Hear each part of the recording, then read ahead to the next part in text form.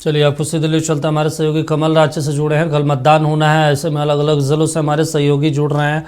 कमल और राजेश दोनों TV screen पर जुड़े हुए हैं। सबसे पहले कमल के पास जाएंगे। कमल, कल से सुबह 7 बजे से मतदान की जो प्रक्रिया है वो शुरू हो जाएगी। क्या कुछ रांची में माहौल देखने को मिला?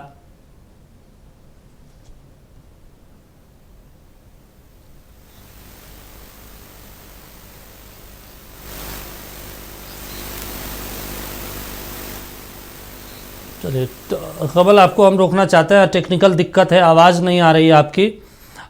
राजेश हमारे साथ न्यूज़ रूम से जुड़े हुए। राजेश, आप लगातार रांची में घूम रहे थे तमाम अलग अलग जगहों पर, क्या कुछ देखने को मिला? और कह सकते हैं कि जो डोर टू डोर कैंपेनिंग करने का समय था वो आज चल रहा था, तो आज क्या देखने को मिला रांची में? प्रसार 5 बजे बंद हुआ और उसके बाद में जो स्थिति है वो सभी प्रत्याशी जो डोर टू डोर कैंपेन कर रहे थे, आज सभी मतदाताओं से वो लोग अपील कर रहे थे कि आप एक ऐसे अपने वार्ड में प्रत्याशी को चुने ताकि आने वाले 5 साल में वो आपको काम आए। काहे कि कई वार्ड में जिस तरीके से जो समस्याएं दिखती है या जीत जाने के बाद प्रत्याशी मतदाताओं को उनकी वैल्यू को नहीं समझते हैं, उसको लेकर के आज जो भी प्रत्याशी अपने वार्ड में खड़ा थे वो अपने मतदाताओं को कन्विंस करने में लगे हुए थे। खैर, आज का भी शाम पूरी तरह से समाप्त हो गया और कल सुबह 7 बजे से जो मतदान की प्रक्रिया है रांची नगर निकाय चुनाव का वो शुरू होगा। मोराबादी मैदान से जो डिस्पैच सेंटर बनाया गया था वहां से सभी मतदान कर्मी अपने अपने बूथ स्तर पे और जिला प्रशासन की टीम पहुंच चुकी है। आज शाम 5 बजे से तक सभी जो मतदान कर्मी कर्मचारी थे जो इस निकाय चुनाव में शामिल हुए थे वो लोग अपने गंतव्य के लिए रवाना हो गए थे।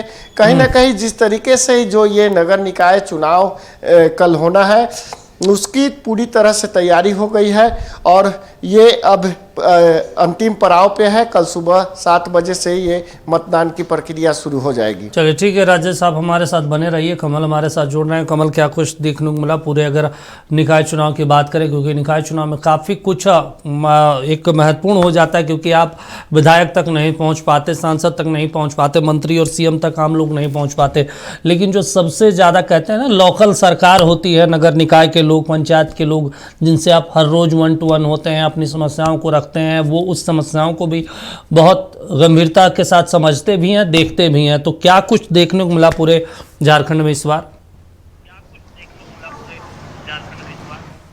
देखिए दीपक, जाहिर सी बात है, शहर की सरकार नाम से ही ये क्लियर हो जाता है कि जो गली मोहल्ले में जो प्रतिनिधि होते हैं, खास करके वार्ड प्रतिनिधि, उन तक लोगों की पहुंच होती है।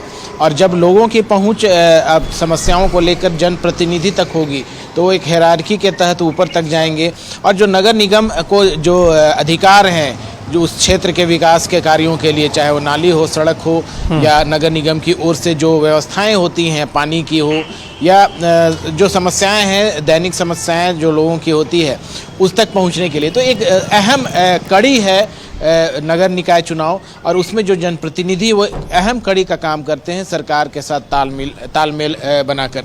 अब यहाँ पर जो जिस तरह से लंबे अरसे के बाद चुनाव की मांग हो रही थी और आखिरकार कल वो दिन आ गया है जब वोटिंग होगी और नगर निकाय चुनाव को लेकर के जो प्रत्याशी खड़े हैं उनके जो किस्मत का फैसला है वो जो बैलेट बॉक्स में वो बंद होगा। तो कहीं ना कहीं इसका इंतजार था लोगों को और कल जब सुबह वोटिंग शुरू होगी, 5 बजे तक वोटिंग है, उसके बाद इसे स्ट्रांग रूम में सारे बैलेट पेपर को बॉक्स में बंद करके पहुंचाया जाएगा।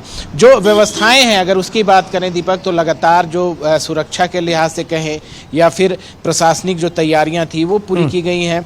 आज पोलिंग पार्टियों को रवाना भी कर दिया गया है। जो संवेदनशील बूथों हैं वहाँ पर विशेष चौकसी बरती जा रही है। इस बार अहम ये भी है कि जो सुरक्षा है, सुरक्षा के लिहाज से जो राज्य की जो पुलिस प्रशासन है उसके जिम्मे है ये नगर निकाय चुनाव।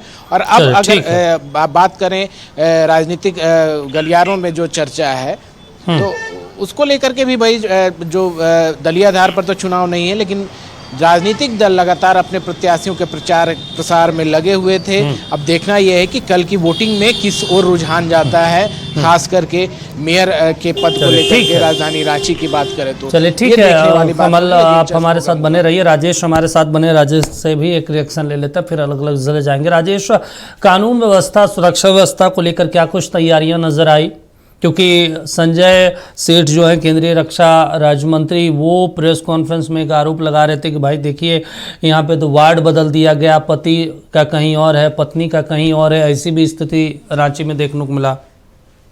जी बिल्कुल, ये समस्याएं सुनने को मिली कई जगहों पे कि बूथ का चेंजिंग भी हुआ है और कई मतदाताओं का अपने वार्ड को छोड़ करके दूसरे वार्ड में उनका नाम रजिस्टर में देखने को मिले हैं, मतदाता सूची में वो खोज नहीं पा रहे हैं, उहापोह की स्थिति है। लेकिन ये जो बात आप बोल रहे हैं कानून व्यवस्था और प्रशासनिक व्यवस्था की, तो राज्य सरकार रांची नगर निकाय जो चुनाव है उसको कराने में पूरी तरह से मजबूत है और उसके वजह से जो अपने राज्य के पुलिसकर्मी है, जो जवान है, जो प्रशासनिक व्यवस्था है, उसके हाथ में यह पूरे चुनाव को संपन्न कराने का बागडोर थामा है। इस बार इस चुनाव में केंद्रीय बल की जो प्रतिनियुक्ति होती थी वो नहीं है।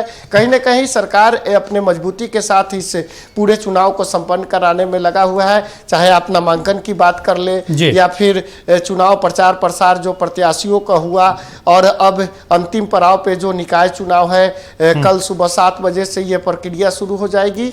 तो पूरी तरह से यह विधि व्यवस्था के साथ ये काम हो रहा है, कहीं भी किसी भी तरह की अप्रिय घटना न हो उसके लिए अलग से लॉ एंड ऑर्डर और मजिस्ट्रेट तैनात किए गए हैं, सीसीटीवी कैमरे लगाए गए हैं, कई बूथ पे आदर्श बूथ भी बनाया गया है।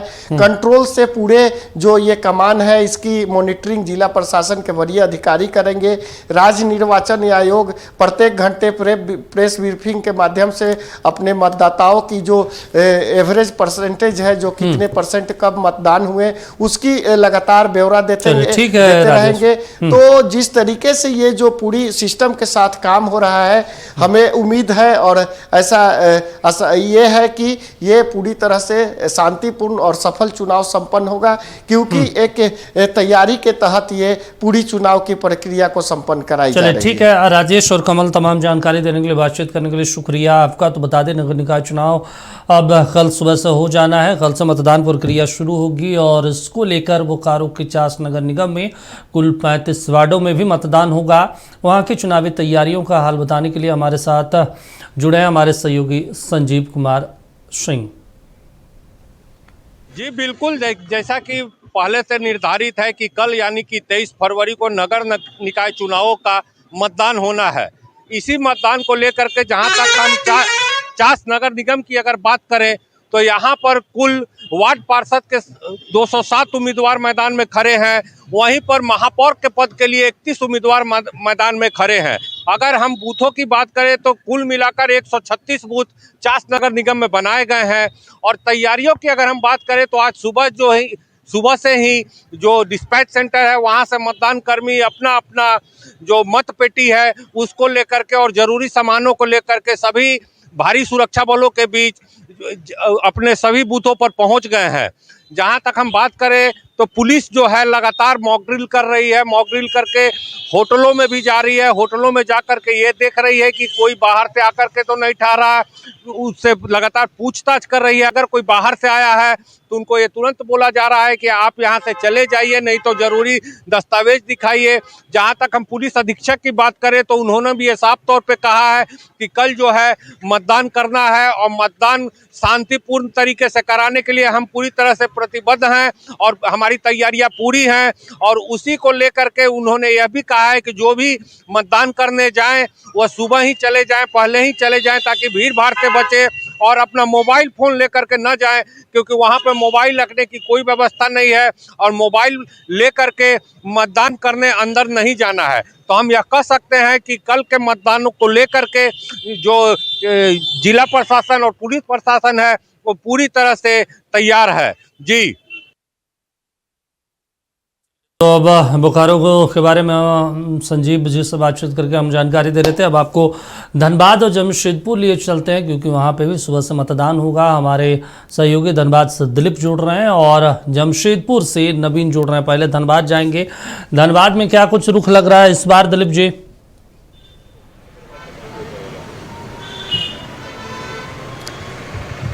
सवाल दोहरा है। धनबाद में इस बार निकाय चुनाव में क्या कुछ देखने को मिला?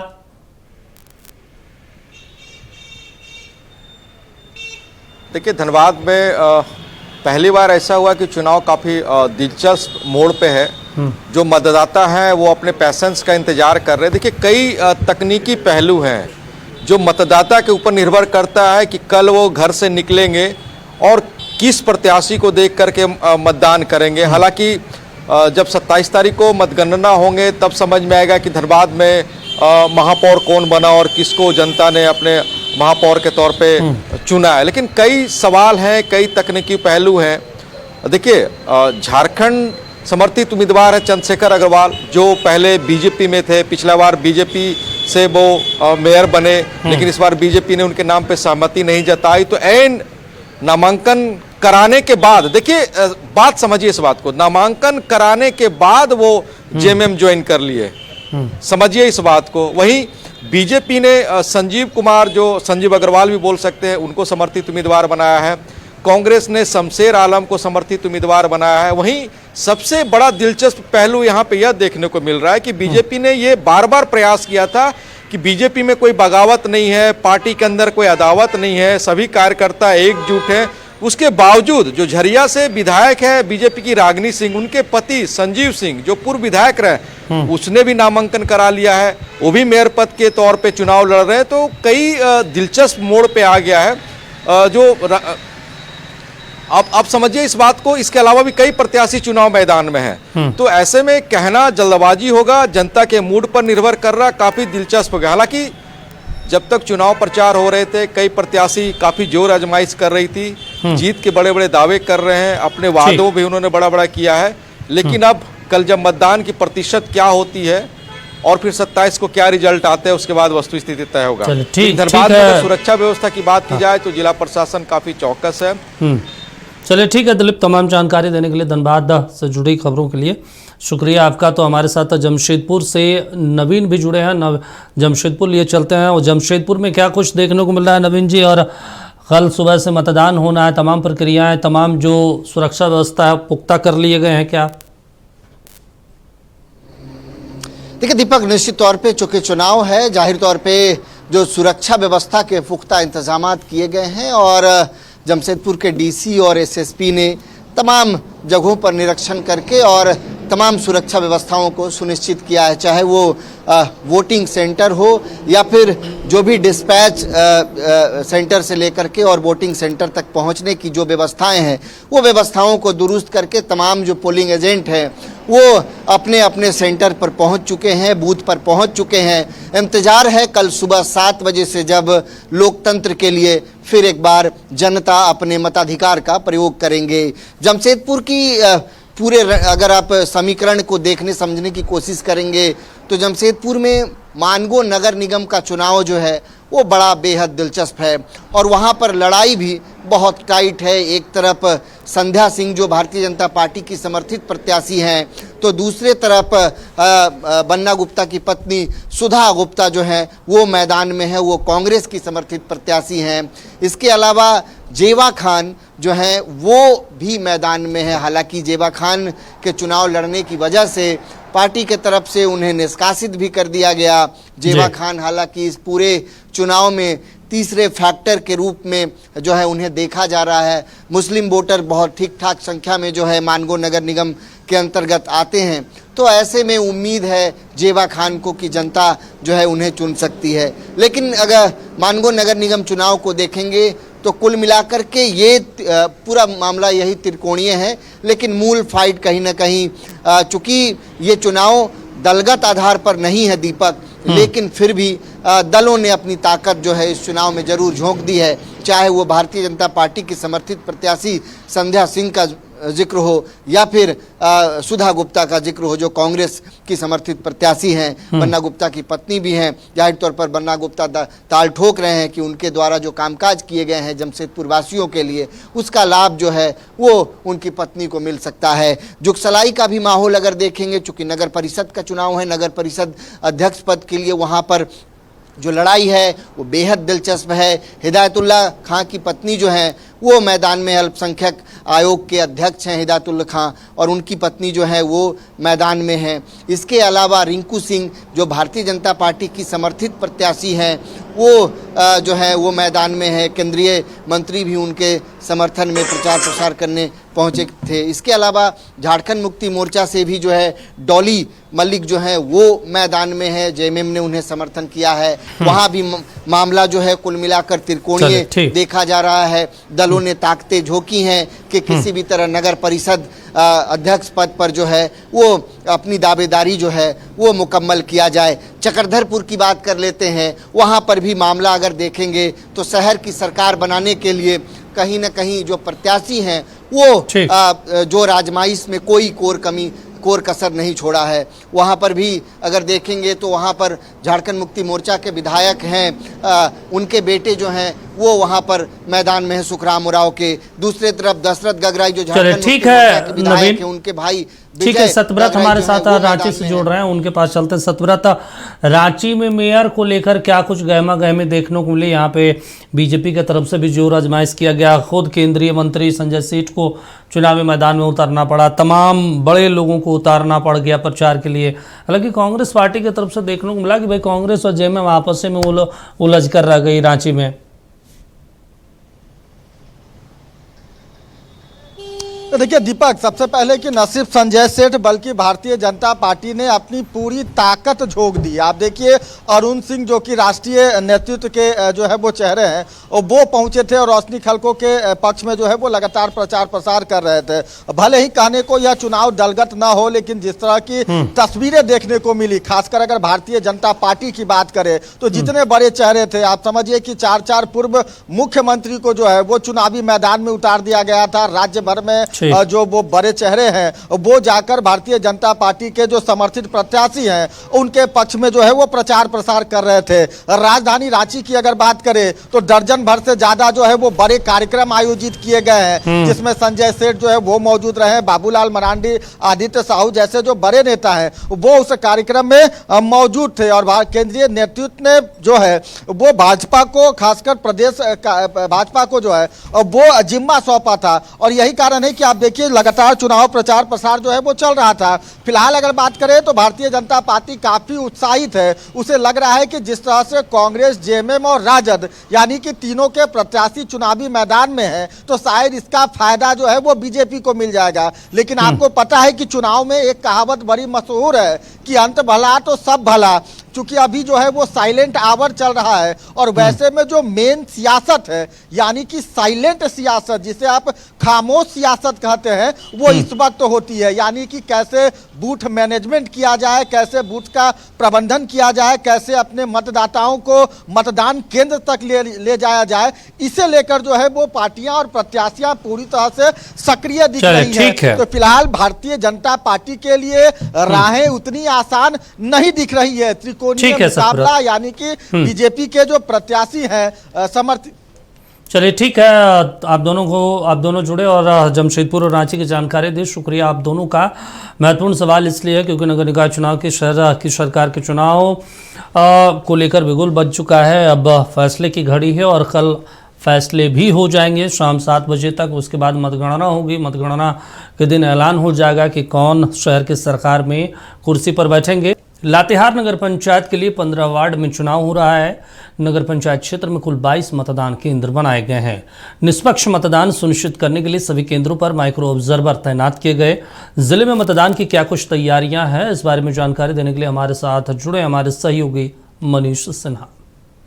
जी बिल्कुल, देखिए चुनाव को लेकर जिला प्रशासन की तैयारी पूरी कर ली गई है और 15 वार्डों में कुल 22 मतदान केंद्र बनाए गए हैं और सभी मतदान केंद्रों में आज उपायुक्त उत्कर्ष गुप्ता और कुमार गौरव एसपी के नेतृत्व में ये टीम भेजी गई है। और टीम में कुल 116 सदस्य हैं जो मतदान कर्मी के रूप में गए हैं। देखिए, जहां तक जिला प्रशासन के द्वारा सुरक्षा का व्यवस्था करने की बात की गई है तो उसमें चाक चौबंद व्यवस्था की गई है, पुलिस फोर्स की पूरी व्यवस्था की गई ताकि किसी भी अप्रिय घटना पर कंट्रोल पा सके। खुद कुमार गौरव और उपायुक्त उत्कर्ष गुप्ता कंट्रोल रूम में निगरानी रखेंगे ताकि मतदान सुचारू रूप से चल सके।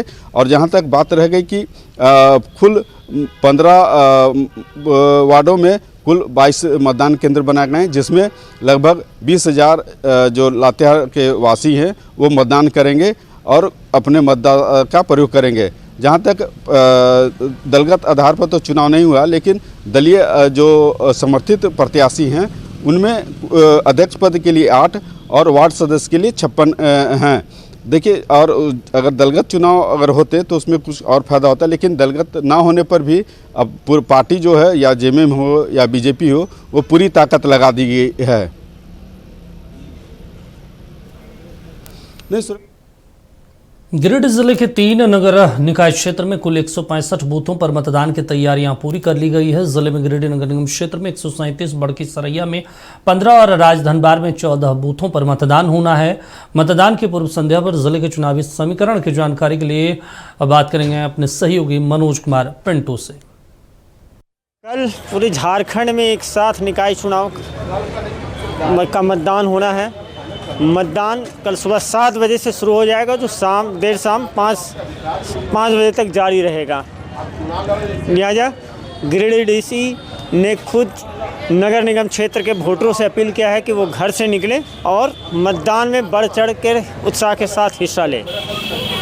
फिलहाल जो सिनेरियो है पूरे गिरिडीह जिला में, वो 3 निकाय में चुनाव होना है, जिसमें एक तो पहला गिरिडीह नगर निगम है, उसके बाद एक बड़की सरैया नगर पंचायत और तीसरा राजधनवार नगर पंचायत। राजधनवार नगर पंचायत में 14 प्रत्याशी हैं, तो बड़की सरैया में 16 और गिरिडीह नगर निगम में भी 16 प्रत्याशी मैदान में। चुनाव मतदान पूरे निष्पक्षता के साथ हो, इसके लिए गिरिडीह डीसी और एसपी ने आज विशेष तौर पर कहा कि खास निगरानी किया जा रहा है और एक बूथ पर जो है सो बहुत पर्याप्त सुरक्षा बल रहेगा। चूँकि इस बार जो है सो निकाय चुनाव में अर्धसैनिक बलों को लगाया जाना नहीं है, इंटर डिस्ट्रिक्ट पुलिस अफसर और इंटर डिस्ट्रिक्ट पुलिस जवान रहेंगे।